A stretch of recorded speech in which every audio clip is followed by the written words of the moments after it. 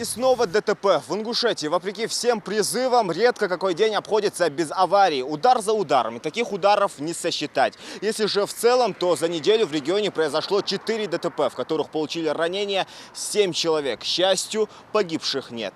В понедельник авария произошла в Малгобекском районе, недалеко от мясомолочного комбината. Кадры более чем говорящие. Столкнулись 9-ка и 14-я. Первую от удара буквально разорвало. Пострадавший доставлен в больницу.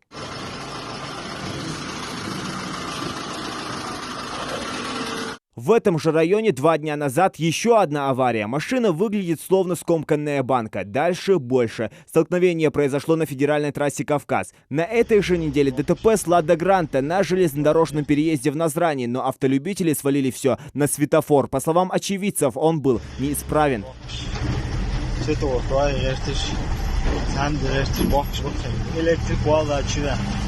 И таких случаев и столкновений в интернете пруд-пруди. Несмотря на снижение количества аварий по сравнению с прошлым годом, обстановка на дорогах накалена до предела. Что это? Дорожная война насмерть? Только в прошлом году на российских дорогах погибло более 18 тысяч человек. Пострадало более 200 тысяч. Среди этих сумасшедших цифр немало жертв из Ингушетии. Правила соблюдать. Правила соблюдать. Аварии худят, сам худят, чига и ягод. Выполнять требования.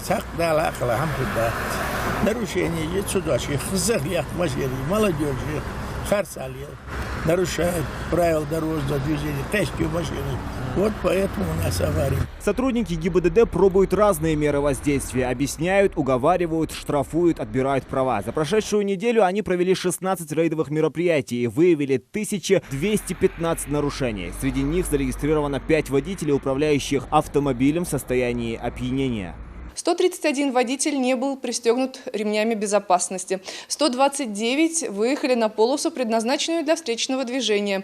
416 водителей привлекли к административной ответственности по части 3 статьи 12.5 Кодекса об административных правонарушениях за несоблюдение правил тонировки. За прошедшую неделю на дорогах республики не погибло ни одного человека. И это очень радостная статистика. Однако дорожно-транспортные происшествия продолжают совершаться. Все равно причиняется материальный ущерб жителям республики от небольших столкновений. Да?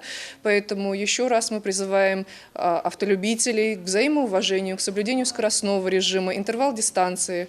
И, конечно же, помнить о том, что они в ответе не только за свою жизнь, но и за жизнь остальных участников дорожного движения. Показатели пугающие. Превышение скорости, выезд на встречку, вождение в нетрезвом состоянии. Главные нарушения, которые приводят к авариям. Богословы отмечают, во всем есть свои ограничения и свой предел. Виновники в ДТП в религии приравниваются к самоубийцам.